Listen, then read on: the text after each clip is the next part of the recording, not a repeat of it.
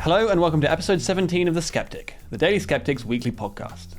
I'm your host, Laurie Wastell, an associate editor at the Daily Sceptic. Coming up this week, Brendan O'Neill, chief political writer at Spiked, on the anniversary of the 7th of October pogrom against Israel, and his powerful new book on how the West failed this moral test. The West is pretty morally lost at the moment. We've lost connection with the values of civilization. We've lost connection with the ideals of reason. In opinion-forming circles, there is this fashionable disdain for the West itself. Jess Gill, student and political commentator, on how mass immigration has made London less safe for women like her. I'm not a time traveller, but I don't think London has always been like this. And I do have to blame mass immigration because I've been to white working class communities. I'm from a working class community up north. And nothing like that has happened. And for those of you donating £5 or more to the Daily Sceptic, our bonus interview this week is with lecturer and journalist Ralf Schollhammer on the dramatic win of the populist right Freedom Party in Austria's recent elections. If you look, who are the people they mostly appeal to by now? It's young people, it's the working class, it's self-employed people, but it's a demographic that usually you would not connect to, reactionary Nazis in their 80s, or by now one would have to say in their 90s. If you're not already a donor, make a donation of at least £5 a month to the Daily Sceptic, log in with the same email, and you'll find a link to the premium version of the podcast on the homepage, including instructions about how to listen to it on your favourite podcasting app. Donors will also be able to access articles behind our paywall and join our discussion threads on Discord, where you'll have an opportunity to discuss the latest Daily Sceptic content with other donors, members of the editorial team, and some of your favourite contributors. You can access all this bonus content for as little as £5 a month. Just go to dailyskeptic.org/donate. Now, on with the show. A year ago, in southern Israel, more than 1,100 Israeli citizens were massacred by Hamas terrorists in the largest murder of Jews since the Holocaust. Dozens were raped, hundreds were kidnapped and taken back to Gaza as hostages. 97 of those are yet to return home. And yet here in Britain, there are 3.5 million people who today think that atrocities that day were justified. Some Muslims don't think Hamas committed these atrocities at all. How is that possible? Well, to discuss that, I'm very pleased to welcome to The Sceptic Brendan O'Neill, chief political writer at Spiked, host of The Brendan O'Neill Show, and the author, most recently, of After the Pogrom, 7th of October, Israel and the Crisis of Civilization, which is the book we're here to talk about. Welcome to The Sceptic, Brendan. Hey, Laurie, how you doing? Well, thanks. Okay, so we're here to talk about a terrible event today, of course, and in fact it's the anniversary of that event that we're talking about this. Now, you describe what happened on October 7th last year as a pogrom, but not everyone seems to quite share the level of moral clarity that you have there. So let me just read to you how the BBC described it recently.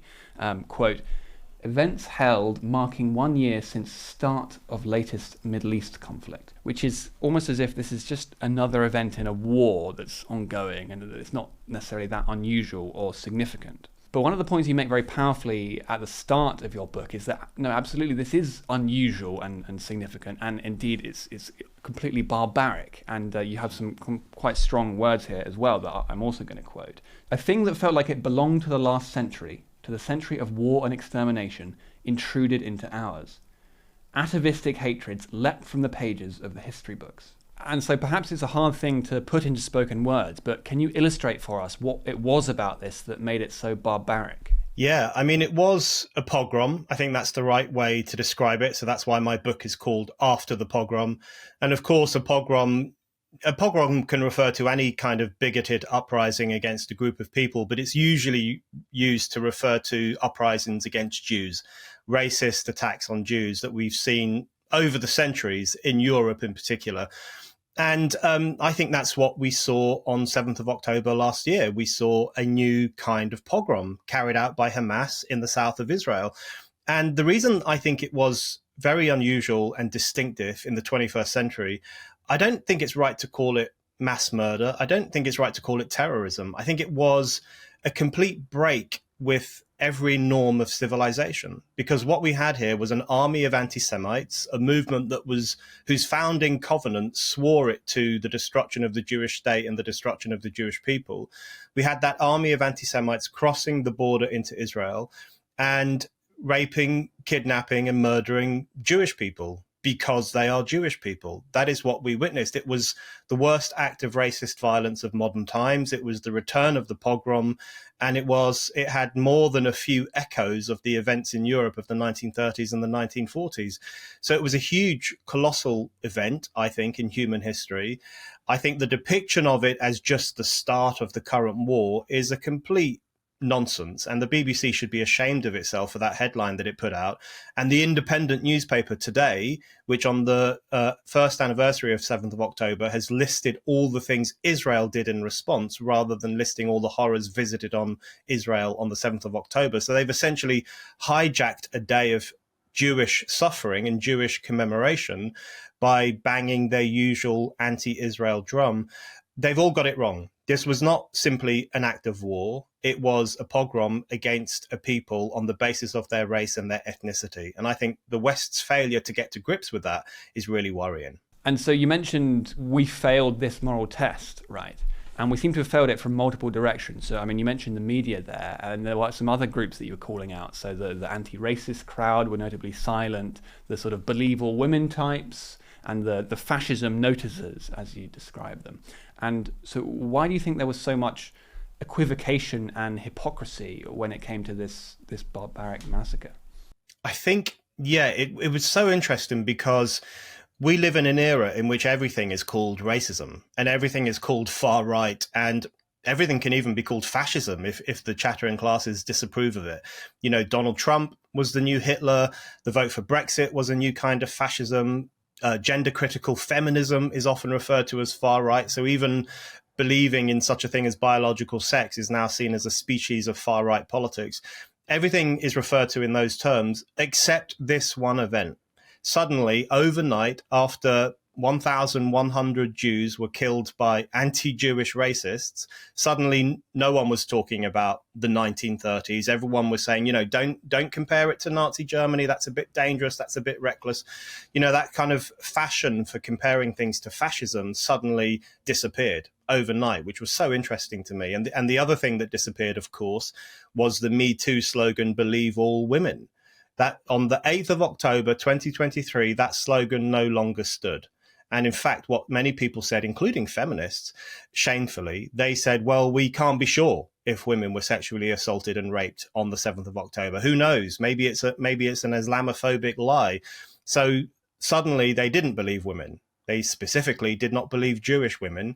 And in fact, their slogan went from being believe women to believe fascists. And they believed every word Hamas said when it denied that it had assaulted women. So the exposure of the hypocrisy and cant and depravity, I would say, of the modern progressive elites, that was a very striking thing that happened on 7th of October last year. As to why they behave like this, I just think a lot of these groups are morally lost. I think the West more broadly is pretty morally lost at the moment.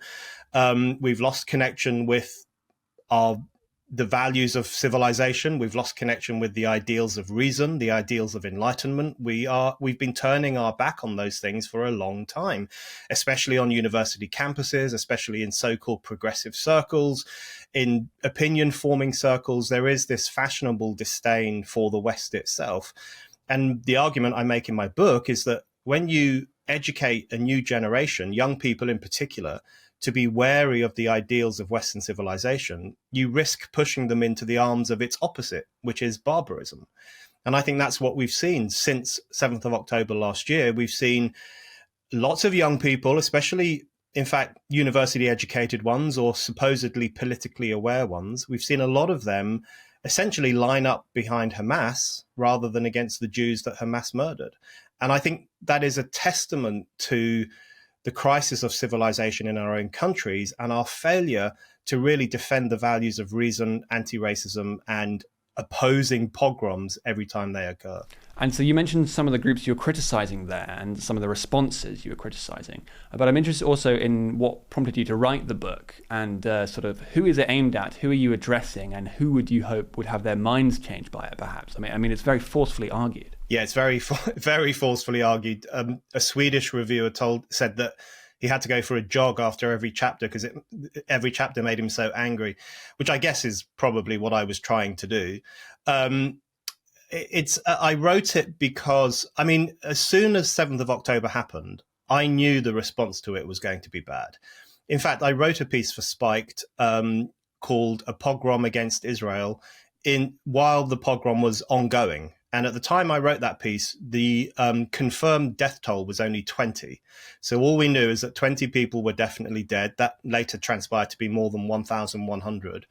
So it was early days, in the early hours of the pogrom, and I wrote a piece for Spiked in which I said, the response to this is going to be awful. The left is going to make excuses for this act of violence, and it's going to expose how much we're losing the plot here in the West. But even I could never have guessed how bad things would get. Even my grim fears were easily exceeded, because I could not have foreseen people drawing Hitler moustaches on the faces of the 3-year-old twins who were kidnapped by Hamas. That happened in Finchley Road in North London. I could not have foreseen a poster of a 12-year-old Jewish kid who was kidnapped being smeared with human feces. That happened in New York City. You know, I couldn't have foreseen that there would be people on the streets of London and Paris and New York singing the praises of the Houthis, a violently racist organization whose flag says a curse upon the Jews.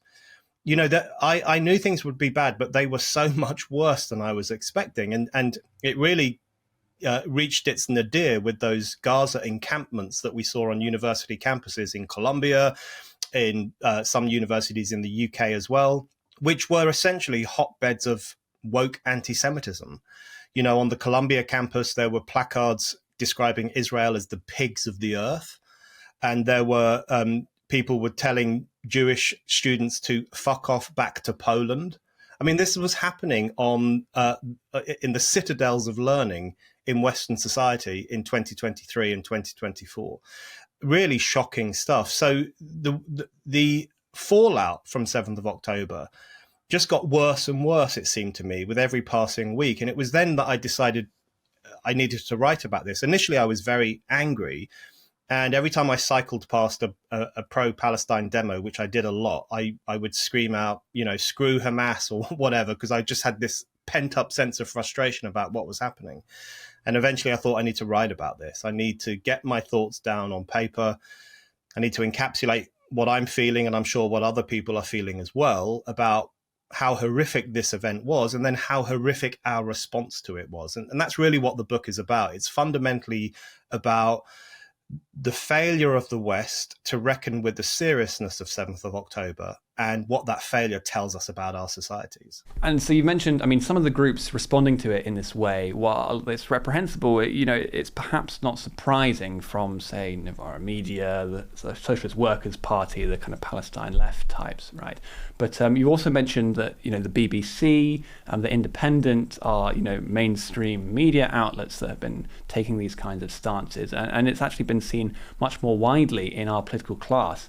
And I mean, has that surprised you to see that actually it's not just something that's confined to the radical fringes, but really is entering into the mainstream? Yeah, that's such an important point, because I think one of the things that's important to recognize is that it is true, as people say, that the most pro-Hamas stuff is still a fringe position.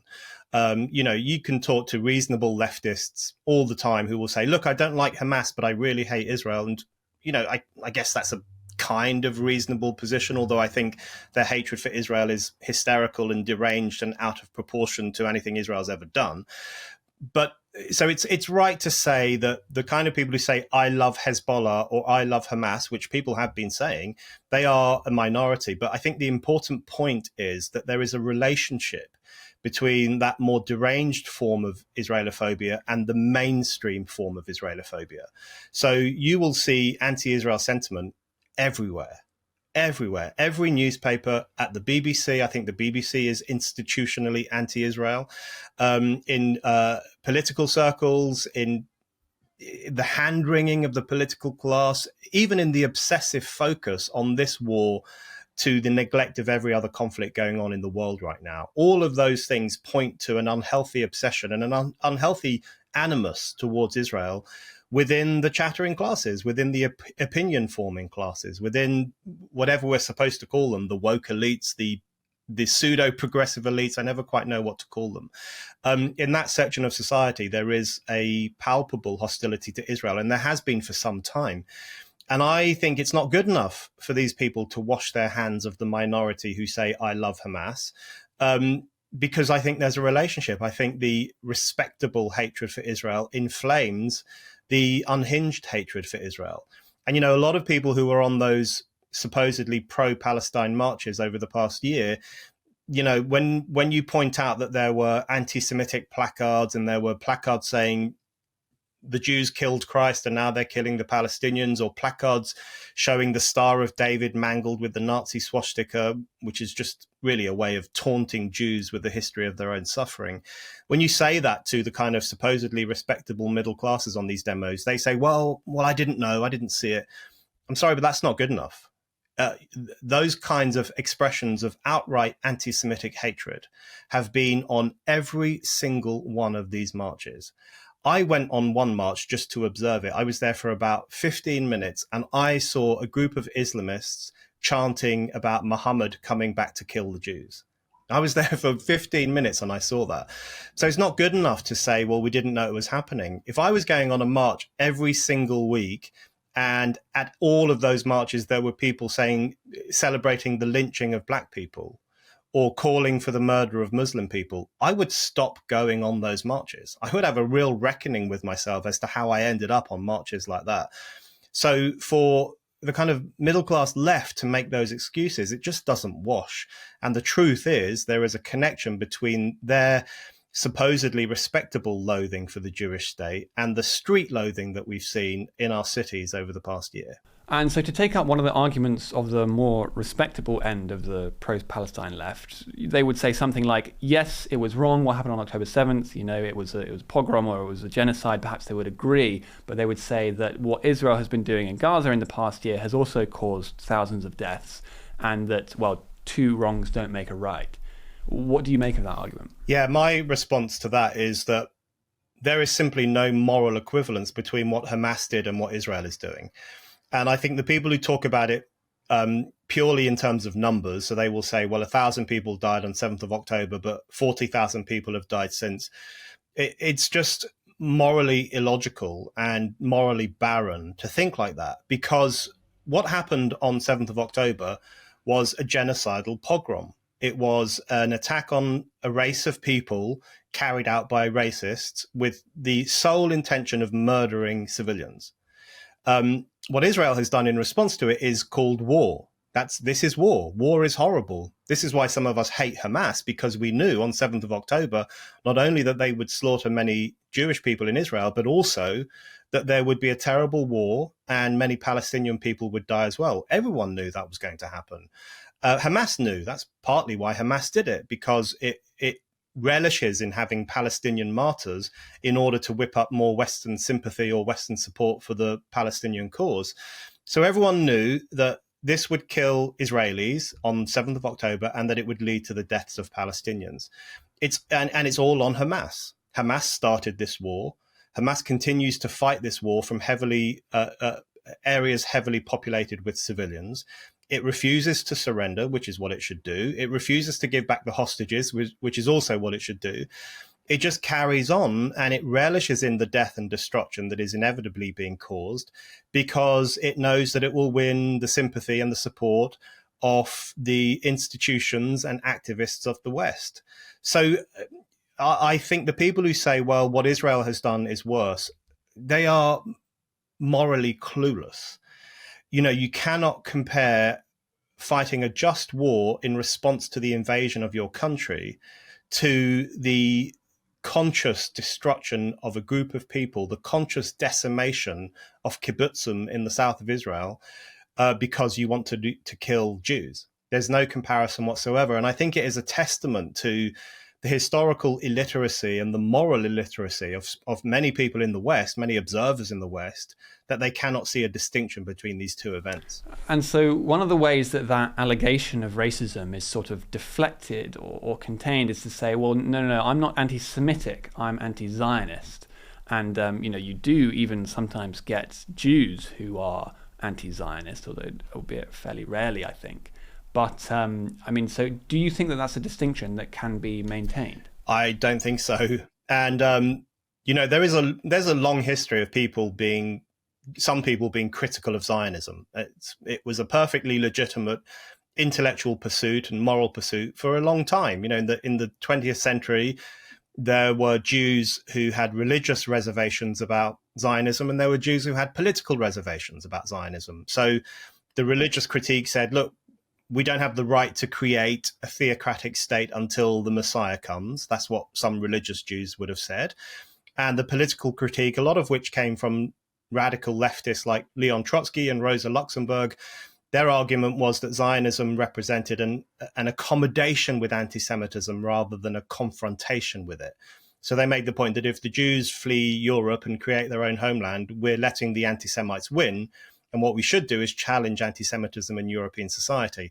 Now, of course, that argument held far less sway in the 1930s and especially in the 1940s, when the Jewish people were enslaved and exterminated, and then creating their own homeland or returning to their homeland took on an extraordinary urgency. But yes, there were many critiques of Zionism, but those critiques of Zionism went along critiques of other forms of nationalism and other forms of government and other countries. There was a kind of equality of criticism. So radical Marxists, for example, were critical of nationalism more broadly. They don't like nationalism, and Zionism was one form of that. What we have today is something very different. It's a myopic obsession with Zionism. The fact that there are people in Western society who define their entire political personalities through opposition to Zionism, to me, that is creepy as hell. That makes no sense whatsoever. Why don't they ever talk about the problem of Turkish nationalism or Lithuanian nationalism? Why are they so obsessed with this one form of belief in nationhood? And the way in which they talk about Zionism has so many eerie echoes of the way in which people used to talk about Jews. So they will depict Zionism as a uniquely bloodthirsty ideology. They will say that Zionists love to kill children. They target children, they kill children, and so on. They will say that Zionists control world affairs. They've got America and Britain eaten out of their hands. These are rehabilitations of what people used to say about Jews. They used to say Jews loved killing children, especially Christian children. They used to say Jews secretly control the world. They used to say Jews were a menacing force. They spread disease, they spread conflict. What's happened is that the animus towards the Jews has now been projected onto the Jewish state. And so when I see anti-Zionism now, I cannot see how it differs in any meaningful way from anti-Semitism. I think anti-Zionism is the mask anti-Semitism wears in the 21st century. Okay, and so to turn to the effect on European and Western politics more broadly, one of the effects of the pro-Gaza marches that we've seen in Britain and other Western countries in the past year has been to expose, long-standing issues about mass immigration, about integration, and also about two-tier policing. And so, what do you make of some of the fissures that October the 7th has exposed here in the West? Yeah, they've exposed huge fissures in the West, and I think they have the tensions from 7th of October here in the West. They have exposed a crisis of integration, a crisis of assimilation, a fraying of social bonds, a fraying of moral bonds in our societies. The truth of the matter is that on some of these demonstrations, there have been gatherings of radical Islamists, which are young, hot-headed Muslims who don't like Britain, right? Now that's a minority of Muslims, but they do exist, marching alongside kind of fashionably leftist upper middle class people from nice parts of London. And there's this unholy alliance between those two sections of society, which I find grimly fascinating. And I think what we've seen is that, to my mind, it's undeniable now that there is a crisis of integration in Britain and other European countries, because Israel is our ally. We are allied with Israel. We see it as a democratic state. It is a democratic state. We believe as a nation, or we used to believe as a nation, that the Jews have the right to their own homeland, just as other peoples have a right to their homeland as well. We used to hold fast to all those beliefs and convictions, but they're all fraying now, and they're fraying under the pressures of the ideology of multiculturalism, the rise of the divisive politics of identity, and, if we're going to be frank about it, the growth of radical Islam, the growth of new movements of largely young Muslims who have contempt for Western society, who don't trust the societies in which they live, and who think Britain is institutionally Islamophobic, institutionally racist. It's a nation born from the sins of empire and slavery and colonialism, etc., etc. What I find interesting is the interplay between that radical Islamist contempt for the West and the more progressive, supposedly respectable contempt for the West.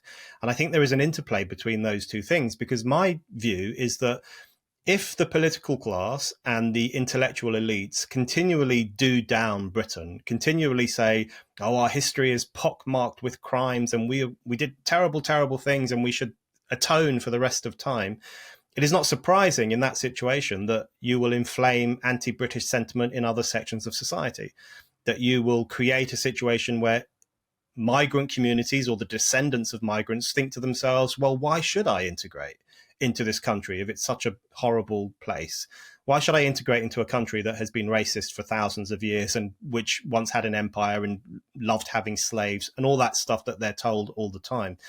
So I think the crisis of integration in some ways is a function of the British elite's own loss of faith in themselves. You can't have integration in a country that hates itself. It's just not possible. And I think that's really come to the surface after 7th of October. I think our chickens have come home to roost. And we're now seeing that if you adhere to the ideology of multiculturalism, if you adhere to the nonsense belief that all cultures are equally valid, if you promote a sense of grievance and a sense of contempt for Britain as a country and British history and British culture and British tradition, then you are going to create these fissures and you are going to create a situation where when a pogrom happens, people are going to potentially take the side of the pogromists against the pogrom's victims. Because if you educate people to be wary of Western civilization, you risk pushing them into the arms of its opposite, which is barbarism. And I think that's the lesson that we really need to take from 7th of October, what it tells us not only about Hamas, which most of us already knew, which is that it's an evil organization, but also what it tells us about the West itself. Okay, so in terms of our elites potentially taking the side of the pogromists, I'm keen to talk about Labour and their stance on Israel here.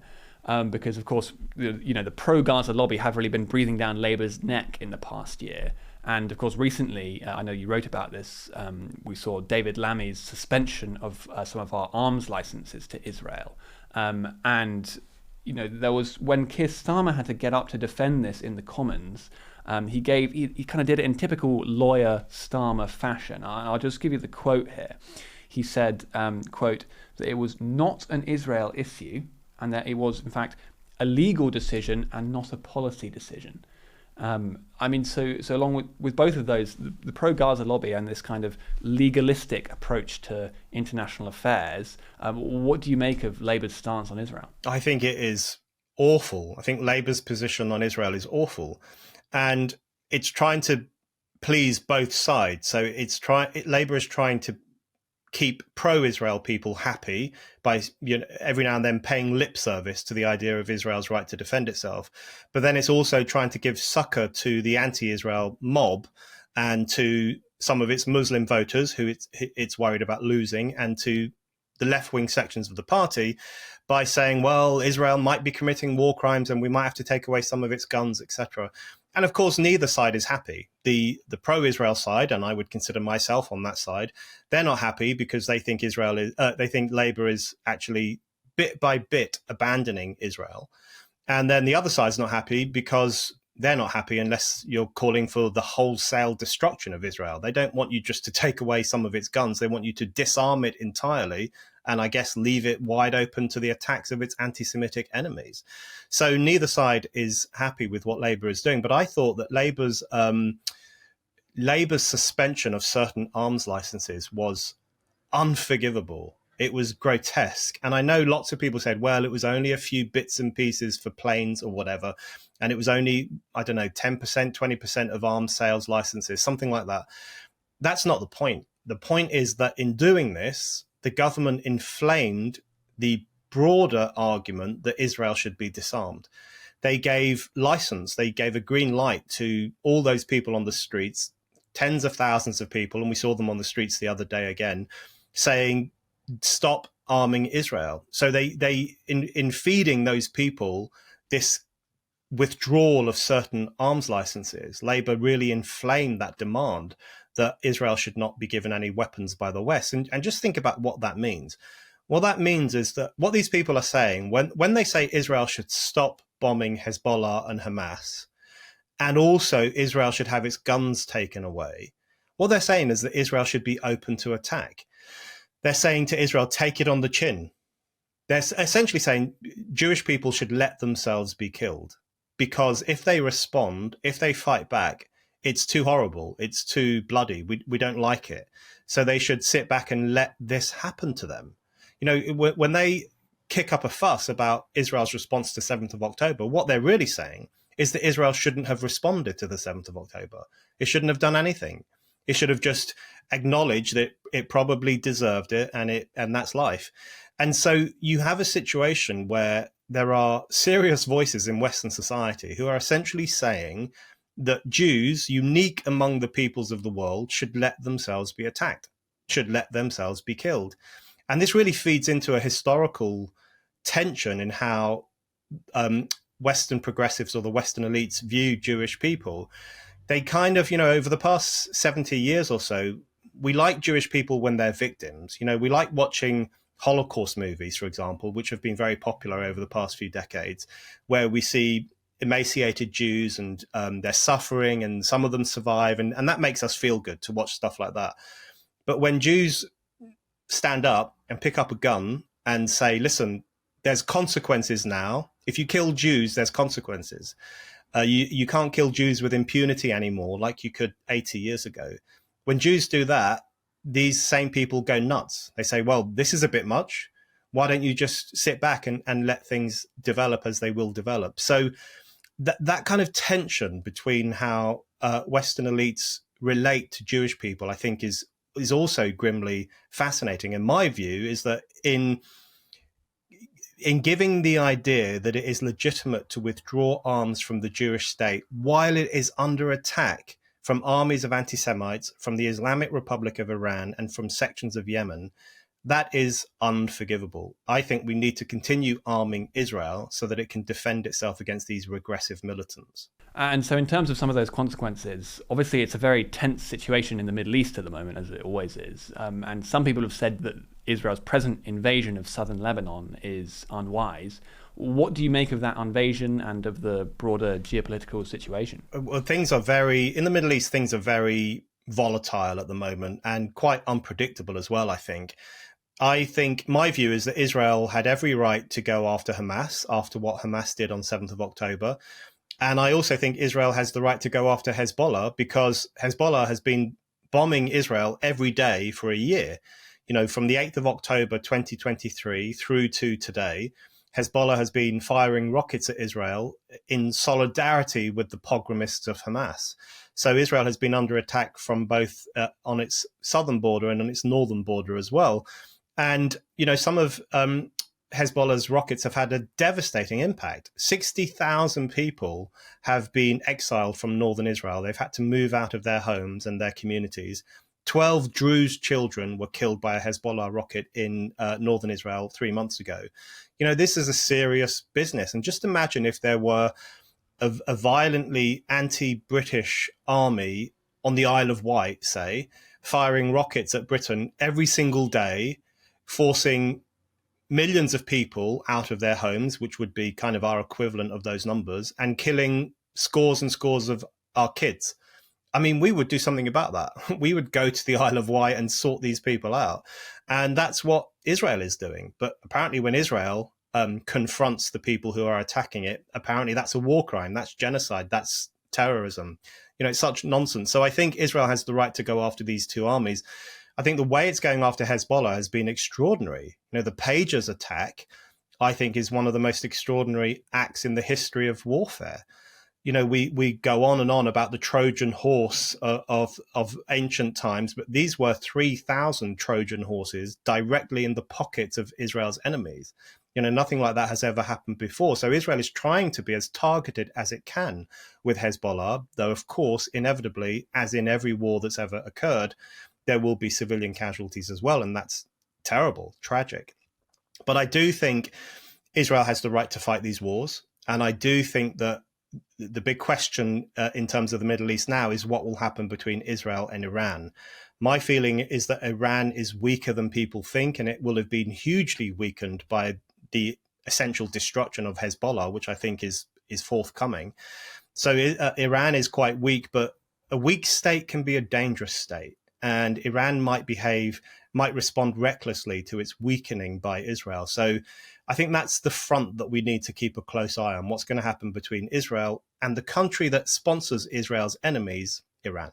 And I suppose finally, how pleased were you to see the success of the October 7th Remembrance March yesterday? I mean, obviously there were 2 marches, but how good was that to see in central London? Yeah, I went to the October 7th Remembrance gathering in Hyde Park, and it was an incredibly moving affair. And it was really good to see all those people come together, Jewish people and non-Jewish people, in solidarity with each other against Hamas and against anti-Semitism.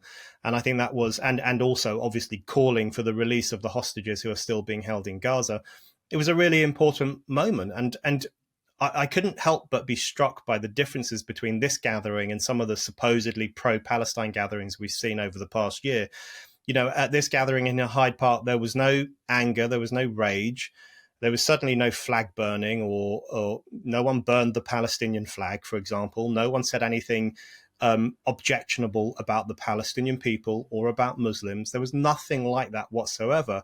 Whereas if you go on a supposedly pro-Palestine gathering, you will often see flag burning. You will often see contempt for the Jewish state and sometimes for the Jewish people. So I really think this is a snapshot of 2 different Englands. On one side, you have the noisy, angry left and Islamists who are just furious about Israel, furious about the West, and furious about modern society more broadly, hopping mad about everything.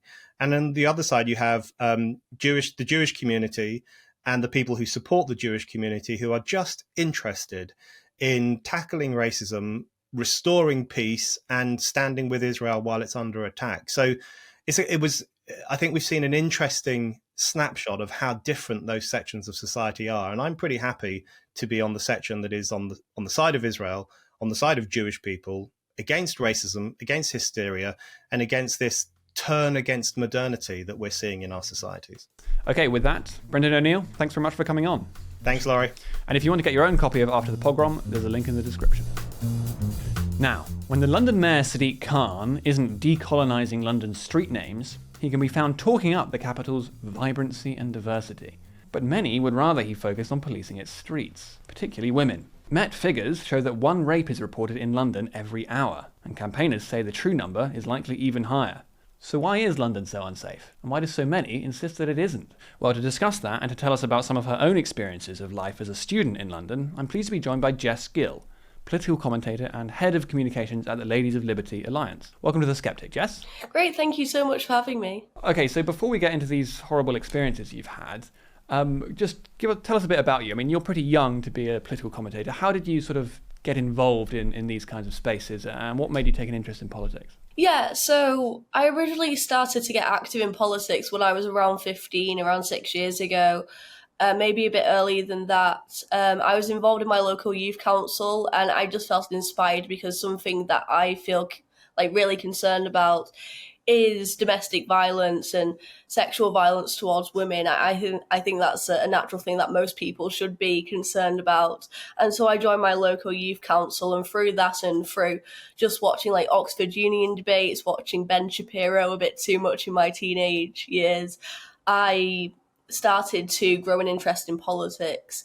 And over lockdown, I started making TikTok videos, mostly just because I was annoyed that a lot of my friends and a lot of the people that I went to school with, who I thought were apolitical, they started posting about Black Lives Matter and George Floyd, and a lot of them posted some like blatantly fake news, blatantly misinformation or posts. Like that one girl, for example, I remember she posted this picture exposing this police officer, saying that he was responsible for like throwing bricks at protesters. And I remember just Googling it, and a simple fact check shows that that wasn't true. This post was misinformation. And she didn't do her research. And I just felt so bad about that police officer because, you know, this guy was innocent. He didn't do anything. Yet there were hundreds of thousands, if not millions of people liking and reviewing this post and drawing this reaction, possibly sending him hate mail. How must his family feel? How must he feel? How does this impact his job? And so I just felt awful about that. And these are the people who are meant to be moral and virtuous. So then I started making TikTok videos, and I grew somewhat of an audience. I think before I got banned, I got like 40,000 followers. And some of it was just memes, some of it was just, you know, me ranting about whatever niche political topic to the comment section. It was good fun. And from then I got more into politics. I joined Reasons UK, if you know what that is. I think it's like Darren Grimes. He runs it pretty much. I made videos for them starting. And then I got more into the libertarian sphere. So the Mises Institute, I did an apprenticeship with them. I did a fellowship with the Foundation for Economic Education. And now I'm the communications manager at Ladies of Liberty Alliance. And in addition to that, I have just started university. I took a break from university, from when I finished sixth form to university. Because I wanted some time to think, and also because there was a lot going on at the time. I wanted to like fully embrace myself, and if I was going to be right wing or a conservative on a university campus, I knew I was going to face some backlash. And obviously, a university professor or a lecturer knows more than, you know, someone who's just started. So I wanted to know a bit more about what's going on than the average student, just because I knew that I was going to face a bit more scrutiny and criticism. So I wanted to have the knowledge and arguments to defend my beliefs, because I didn't think that. And now I'm at university, I know it's true that we don't really get taught about the other side. So I'm glad I did that. But so, of course, whatever your political views, you know, you're a student in London, you ought to feel safe, right? And so you've been posting online recently about some of the unpleasant experiences you've been having. So just tell us a bit about those and what you've been experiencing. Yeah, so to put this into context as well, I grew up in a place in Bolton, a small village, where I never experienced anything like this. Going to the shop on the streets, the worst you would get is someone ignoring you. Most people would just say hi on their day-to-day commute and business. So it was quite a shock. And then after that, I moved to Reading. And I felt the decline really then. I remember, for example, my friend telling me when they went to my house that in the local Caribbean shop, they saw two guys get the chairs out of the shop and start fighting each other, for example. And there were many times where strange people would just come up to me and my friends, but it was not nearly enough as it happens in London.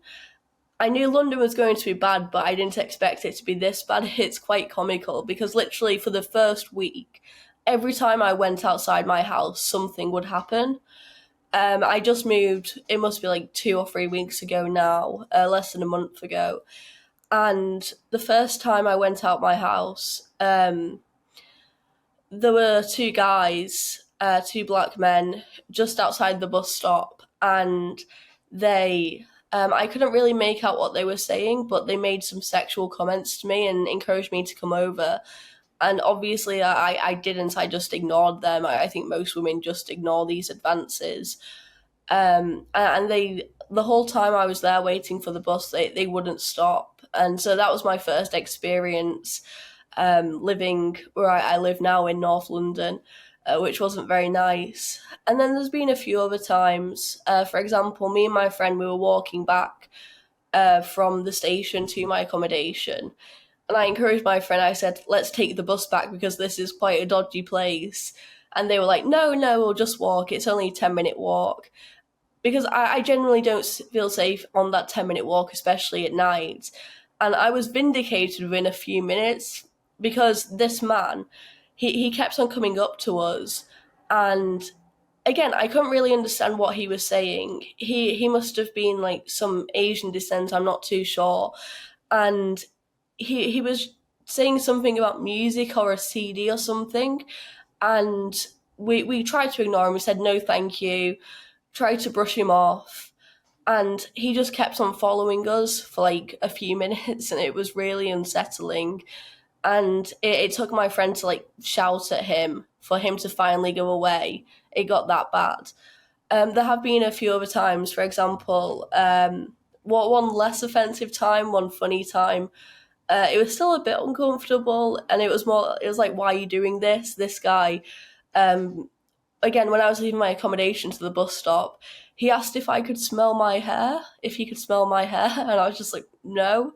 And again, I'm not used to any of this, but I think one of the most awful times has been not actually in my accommodation or near my accommodation, but at Euston Station, where I was going to a KCL Tory event actually on my way, and there was this man, and he was already being quite loud as it was. He was like talking to people, not like in a friendly way, more like he was talking to people and they were trying to ignore him or move away.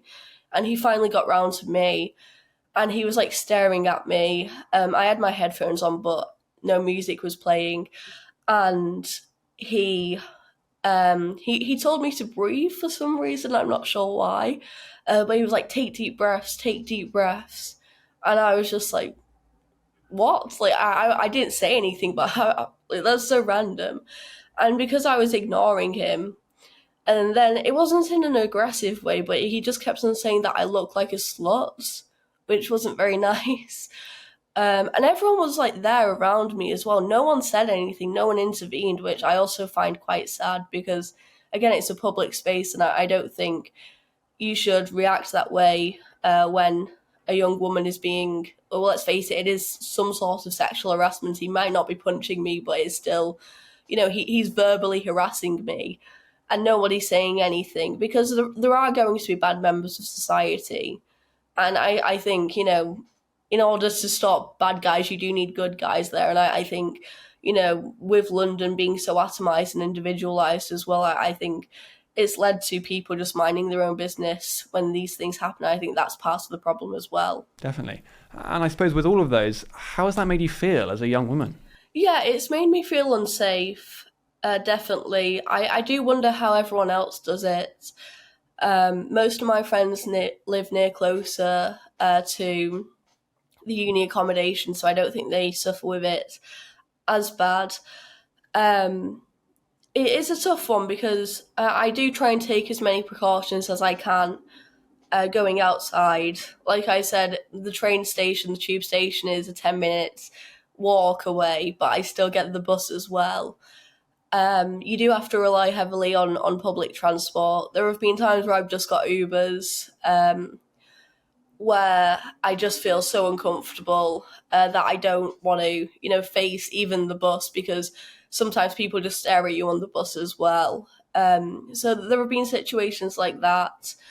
But also to me, it just makes me think, I don't believe, obviously I don't know because I'm 21. I'm not a time traveller, but I don't think London has always been like this. And again, I do have to blame mass immigration because of this, because where I've been to working class communities, white working class communities. I'm from a working class community up north, and nothing like that has happened. Nothing like that has happened ever before. And I've been to places like Budapest before, and when I went to Budapest, for example, it was everyone was so polite. We had this idea that Eastern Europeans are very very, what's the word, like not aggressive, but they're quite, I don't know the word, but they're quite, stern, I would guess. But when I went, everyone was really lovely there, and sorry, I'm still suffering with freshers flu, but everyone was really lovely there. And the only time I got catcalled in Budapest when I went there for a few days last year was actually, I was going back to my hotel and there was this black man there, and he said something to me. That was the one time I got sexually harassed in Budapest, which I think is quite telling. So again, I just feel quite angry with the system that has allowed these things to happen. Because it doesn't have to be this way, but I guess because of we've been flooding the third world in over the past decade or so, it's turned out this way. And so you mentioned a bit earlier that the response in these types of situations would often be just to kind of ignore it, both from members of the public and from the women themselves, and kind of the idea being just to kind of keep your head down and pretend it's not happening. So why did you feel that it was important to talk about this? Recently, I've been trying to blog my experiences more, because again, this can't be normal, and I refuse to let these type of things be normal. A lot of people said I was lying in that. I did get a lot of support. The majority of people supported me, but a few mean comments said I was lying about it. And to me, it's like, for one, these things are so niche that how could I be making it up? Like, if I was going to make something up about sexual harassment, I think it would be more on the nose than, someone telling me to breathe and then calling me a slut, Like, who makes that up? That's ridiculous. But I think the reason why I wanted to speak out about it was, again, to stop this being a normalized process and to encourage other women to speak out about it. Because I think if there's one reason why we should care about the impacts of mass immigration, I think a pretty good reason, among other reasons, is that it does impact women. I don't think that's woke to say that, we should stop sexual harassment of women and care about women's issues in that regard. I think everyone should unite against that, because women are weaker than men physically, and we do need protection. And right now, the police, I live quite close to the police station, they're not protecting us. That's where I've actually received the most comments by strangers, near the police station, weirdly enough. So what can you do in that situation? So I think turning it from a personal thing where you just go about your day after a stranger makes an inappropriate comment to turning it into a more political thing where, maybe there has been a policy change, which I would argue is mass immigration, that has mostly caused this. I think demanding that change is really important, and making it so it's not just, this individual just did this, and recognizing there is an ultimate trend, because that's the only way we're going to stop this from happening. And just in terms of that denialism, I mean, we've had recently, the Me Too movement with believe all women being the watchword, right? And that was supposed to be the idea that if a woman says she's been sexually harassed, then you have to believe her immediately. And yet in this case, some of the comments you mentioned have actually, been positive and supportive, but there have been quite a few which have been essentially saying that you've more or less been making it up. I've got one of them here. Quote, "It always seems to happen to Reform UKIP Tory women, almost as if there's an agenda." I mean, so Jess, how do these kinds of comments make you feel? And why do you think there's such an attempt to sort of pretend this type of thing isn't happening? Yeah, it does upset me. I think it frustrates me more than anything else. Because again, like, these are the supposed feminists, these are the women who claim to believe all women. And I really don't understand this double think where they can still hold that true and still call themselves a feminist. Meanwhile, they can say to a young girl, you didn't experience this, you're lying about this. I think especially with something as emotional as sexual assault or sexual harassment, whether it be, people making weird comments to me, or even looking at it on a greater scale, like the grooming gang epidemic in the UK, where they have been gaslit and ignored by these type of people. It is really appalling to see. I did try and raise awareness of a few of these comments, less so because I wanted to change their minds. I know with that type of person, you're never going to change their mind, because if they're saying to a young girl you didn't get sexually harassed, they're probably either not the best person or in the best state of mind. It was more so to expose the type of comments that I was receiving, like the one you said, because I vote Reform.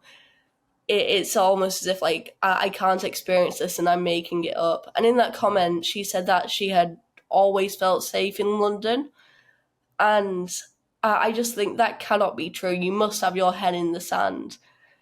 And so I do wonder, is she just, lying about her own experiences, trying to, diminish her own experiences to further this multicultural agenda, this liberal agenda, that mass immigration has worked? Does she just try and ignore that side? Because I think unless you just go to the fancy areas of London, I think it is impossible to ignore that. I was recently at Primrose Hill with a few of my friends, and just going down the high streets or the streets of Primrose Hill, it's a completely different situation. It's a completely different culture than to some of the more dodgier areas of London. And if you just experience that, which, to be fair, again, even then, I think that's still quite hard to do. If you just experience that, then yeah, maybe you can think multiculturalism works and mass immigration has been a success when you just see that.